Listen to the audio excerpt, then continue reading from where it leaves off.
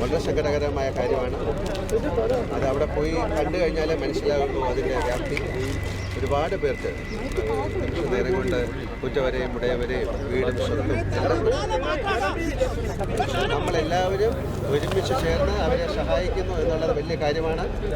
അതിലെടുത്തു പറയാവുന്നതാണ് Indian army, navy, air force, fire and rescue, NDRF, police, അതുപോലെ hospital, doctors, സന്നദ്ധ സംഘടനകൾ, സാധാരണ ലോക്കൽ ആൾക്കാർ. ഈ ഒരു കല്ലെടുത്ത് മാറ്റി വയ്ക്കുന്ന ഒരു കുട്ടി പോലും ഇതിൻ്റെ ഭാഗമായി മാറുന്നു.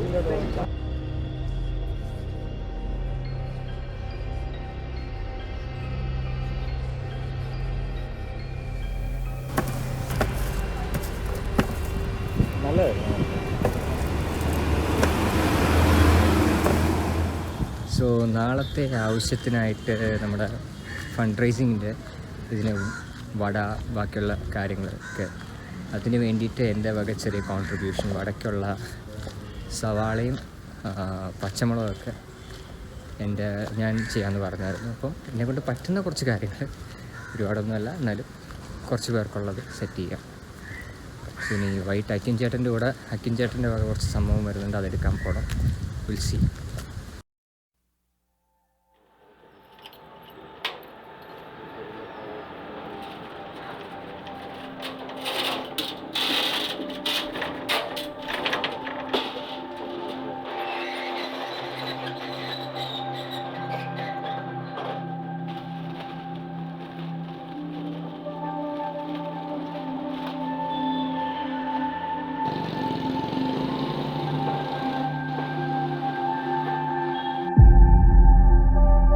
ശരിക്കും പറഞ്ഞാൽ 2018 പ്രളയം വന്ന സമയത്ത് നമുക്ക് എല്ലാവർക്കും ലൈഫിൽ ഒരുപാട് മാറ്റങ്ങൾ, ഒരുപാട് തിരിച്ചറിവുകളൊക്കെ കൊണ്ടുവന്ന ഒരു വർഷമായിരുന്നു.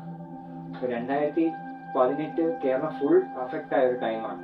ഇപ്പൊ കേരളത്തിന്റെ ഒരു ചെറിയ ഭാഗം, വയനാട്, ചെറുതല്ല ഭാഗമാണെങ്കിലും, അപ്പൊ ആ ഒരു വയനാടിനെ മാത്രം അഫക്ട് ചെയ്തു എന്ന് പറയുന്ന ഒരു കാര്യമല്ല സംഭവിച്ചിരിക്കുന്നത്. മനസ്സുകൊണ്ട് എല്ലാവർക്കും റിലേറ്റ് ചെയ്യാൻ പറ്റുന്ന ഒരു കാര്യമാണ്.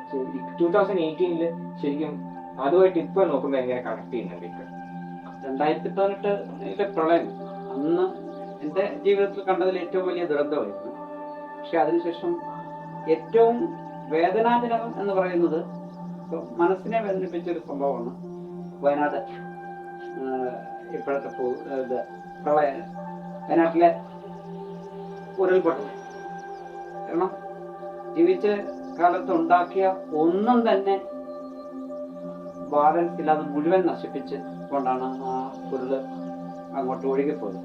അതല്ല, ഇതിനേക്കാൾ ആരുമില്ലാത്ത ഒരവസ്ഥയില്ല, ഒരാൾ മാത്രമായിട്ട്, ഒരു കുഞ്ഞ് മാത്രമായിട്ട് ഒരു കുടുംബത്തിൽ ജീവിച്ചിരിക്കുക, അല്ലെങ്കിൽ അത്രയോ പേരെ കാണാതെ മണ്ണിനടിയിലേക്ക് പോവുക, അത് നമുക്ക് സഹിക്കാൻ കഴിയുന്ന ഒന്നാണ്. 2018 പ്രളയത്തിൽ എന്നെ സംബന്ധിച്ചിടത്തോളം വ്യക്തിപരമായി ഒത്തിരി നഷ്ടങ്ങളുള്ള സാമ്പത്തികമായി എൻ്റെ സ്ഥാപനം നഷ്ടപ്പെട്ടു, വീടിന് ഇത് വന്നു. അന്ന് എന്നെ പുനരുജ്ജീവനത്തിന്റെ പാതയെ കൊണ്ടുവന്ന എൻ്റെ സുഹൃത്തുക്കളാണ്. അതുകൊണ്ട് തന്നെയാണ് ഞാൻ ഇതൊരു ചലഞ്ചുമായി മുന്നോട്ട് വന്നത്.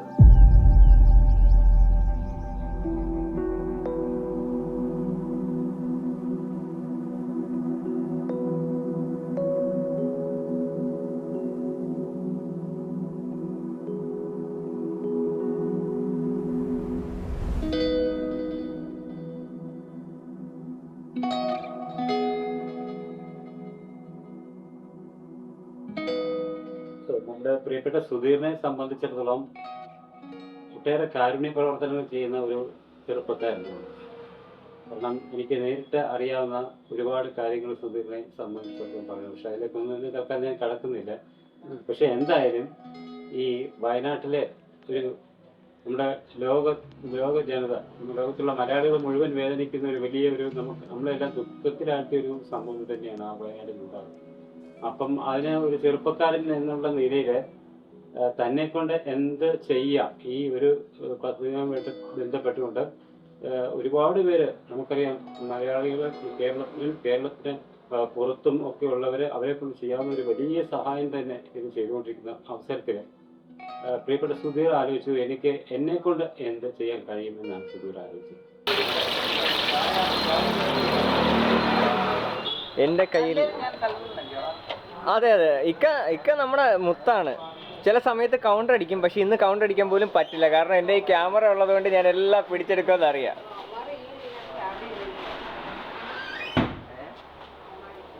For our Wayanad in prayers. എൻ്റെ അധ്വാനം, എൻ്റെ കഷ്ടപ്പാട് രാവിലെ നേരം വെളുക്കുമ്പോൾ രാവിലെ തന്നെ ഷോപ്പ് തുറക്കുന്നതാണ്. അപ്പം ആ അധ്വാനത്തിൽ നിന്ന് ലഭിക്കുന്ന ആ ഒരു വരുമാനം, അപ്പം അത് അതിന് വേണ്ട സാധനങ്ങൾ മെറ്റീരിയൽ, അതിന് വേണ്ട മുഴുവൻ സാധനങ്ങളും എല്ലാം പിന്നെ സുധീർ തന്നെ നേരിട്ട് അധ്വാനിച്ച്, സുധീറിന്റെ വൈഫും ഉണ്ടായിരുന്നു, പിന്നെ മകനും എല്ലാം വന്നു. പിന്നെ ഈ നാട്ടുകാരുടെ ഒരു വലിയ പിന്തുണ ഞാൻ കണ്ട കാഴ്ച. ഇപ്പോ വേണമെങ്കിൽ ഈ ഒരു തുക കൊണ്ടുവരുന്ന ഒരാൾക്കോ രണ്ടു പേർക്കോ ഇട്ടാലോ മുഴുവൻ ജനങ്ങളും വന്ന് സഹകരിക്കുക. ഞാൻ വെച്ചത് പാലപ്പള്ളി MP ആയിരുന്ന ശ്രീ TJ ആഞ്ചലോസ് മണിക്കൂറുകളോളം ഇവിടെ വന്നിരുന്നു. അതുപോലെ ബഹുമാനപ്പെട്ട നമ്മുടെ മന്ത്രി ശ്രീ സജി ചെറിയ നേരിട്ട് തന്നെ വിളിച്ച് കാര്യങ്ങൾ, സ്ഥലത്തില്ലായിരുന്നു എന്നിരുന്നാലും വിളിച്ചു. അതുപോലെ മന്ത്രി സജി ചെറിയ മീൻസ് വിളിച്ചു. ബഹുമാനപ്പെട്ട നമ്മുടെ കൃഷി വകുപ്പ് മന്ത്രി ശ്രീ P പ്രസാദ് വിളിച്ചു. പിന്നെ ഒരുപാട് പേര്, ബിനോയ് വിശ്വൻ, CBIയുടെ സ്ഥാനത്ത് ബിനോയ് വിശ്വൻ, അങ്ങനെ ഉണ്ടെന്നെ ഇതിൽ പിന്നെ നിരവധി പേര് പറയാനാണെങ്കിൽ ഒരുപാട് പേരുണ്ട്. പാർലമെന്റ് അംഗമൊക്കെ അല്ലേ, PP സുനിൽ, അദ്ദേഹമൊക്കെ ഒരുപാട് പേരങ്ങനെ.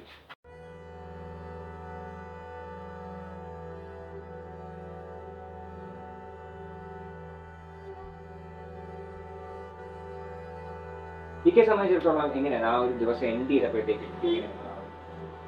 നമുക്ക് എൻഡ് ചെയ്തപ്പോൾ ഇത് ഇത്രത്തോളം ഒരു വലിയ റിസൾട്ട് ഉണ്ടായപ്പോൾ സന്തോഷമുണ്ടായി.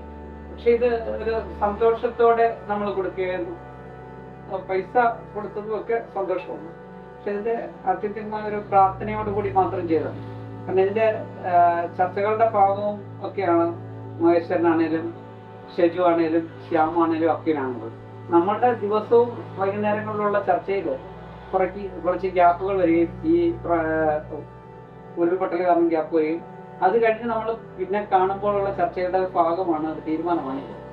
അതിൽ നിങ്ങളുടെ ഒരു എഫർട്ടും ഒന്നും എടുത്ത് പറയാതിരിക്കാൻ ഒക്കത്തില്ല. കാരണം നിങ്ങളൊക്കെ ചെയ്യാൻ കഴിയുന്ന എല്ലാം തന്നെ ചെയ്തു, സാധനങ്ങൾ വാങ്ങിച്ചതെന്നാണ് ഇതൊക്കെ നമ്മുടെ ഒരു കൂട്ടായ്മയുടെ കാര്യങ്ങളൊക്കെ നമുക്ക്. പിന്നെ ഇത് എന്താണ് ഈ പ്രളയത്തിൽ നമുക്ക് നഷ്ടപ്പെട്ടപ്പോൾ എന്നെ ഉയർത്തെഴുന്നേൽപ്പിച്ചു കൊണ്ടുവന്നത് എൻ്റെ കൂട്ടുകാരും എൻ്റെ സഹോദരങ്ങളും സുഹൃത്തുക്കളും ഒക്കെയാണ്. അന്നേരം അതേപോലെ നമ്മുടെ സുഹൃത്തുക്കളും നമ്മുടെ സ്നേഹിതരും സഹോദരങ്ങളും ഒക്കെ ദുരിതം അനുഭവിക്കുമ്പോൾ അവരെ സഹായിക്കാൻ നമുക്ക് കിട്ടുന്ന അധ്വാനത്തിന്റെ ഭാഗം മാത്രം കൊടുക്കുക എന്നുള്ളത്. കാരണം അതിനുവേണ്ടി ഞാൻ അന്നത്തെ ദിവസത്തെ എൻ്റെയും ഭാര്യയുടെയും പരിപൂർണമായ അധ്വാനം, അതിനകത്ത് 1 രൂപ പോലും മറ്റൊരാളുടെയും നിന്നും ഈ ഉൽപ്പന്നങ്ങൾക്ക് വേണ്ടി നമ്മളുടേതല്ലാത്ത വേറെ ആരുടെയും വാങ്ങിക്കാതെ നമ്മൾ മുഴുവൻ പൈസയും കൊടുക്കുക എന്ന് ചെയ്യുന്നു.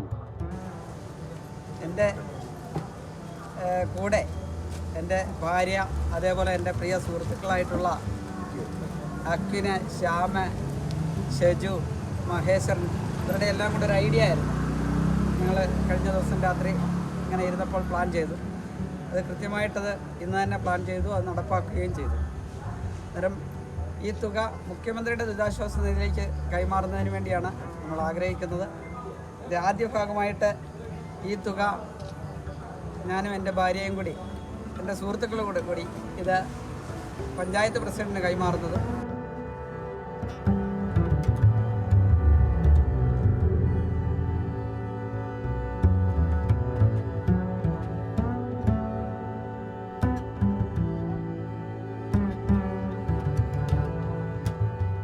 ഞാനിക്ക് നേരത്തെ പറഞ്ഞാണ്, ഞാൻ വീഡിയോ നമ്മൾ എല്ലാ തലവസെല്ലാം പ്ലാൻ ചെയ്തിട്ട് ഞാൻ പറഞ്ഞു, നമ്മൾ പബ്ലിസിറ്റിക്ക് വേണ്ടിയിട്ട് ഈ വീഡിയോ ചെയ്യാതിരിക്കുക. നമ്മൾ ചെയ്യുന്നത് നമ്മൾക്ക് ഒരു 20 വർഷം കഴിഞ്ഞിട്ടാണേലും നമുക്ക് ഒരു ദിവസം യൂട്യൂബിൽ എടുത്ത് നോക്കുമ്പോൾ ആ വീഡിയോ യൂട്യൂബിന്റെ എന്താണ് 20 വർഷം കഴിയുമ്പോൾ എനിക്കൊന്നും അറിയില്ല യൂട്യൂബ് ഉണ്ടോ ഇല്ല. പക്ഷെ അന്നും അങ്ങനെ ഉണ്ടെങ്കിൽ നമുക്ക് ഓർത്ത് വെക്കാനുള്ള ഒരു ഇതാക്കി മാറ്റാൻ. അതെ, നമ്മുടെ അടുത്ത തലമുറ വരുമ്പം അവർക്കും ഇതുപോലെ എടുത്ത് നോക്കാൻ പറ്റുന്ന, അവർക്ക് ഇൻസ്പയർ ആക്കാൻ പറ്റുന്ന ഒരു വീഡിയോ ആയിട്ട് മാത്രം നമ്മളിത് ചെയ്യുക എന്നുള്ള ഒരു ഐഡിയയിലാണ് ഞാൻ ഈ വീഡിയോയുടെ കാര്യക്കേട് പറഞ്ഞത്. നമുക്ക് ഒരുമിച്ച് തന്നെ മുന്നോട്ട് ഇനിയും ഒരുമിച്ച് തന്നെ പ്രാർത്ഥിക്കാം, അതിനുവേണ്ടി പരിശ്രമിക്കാം. ഇപ്പം ഇത്രയും കാര്യങ്ങൾ പറഞ്ഞുകൊണ്ട് I'm winding up this video, signing off, Mahiravan.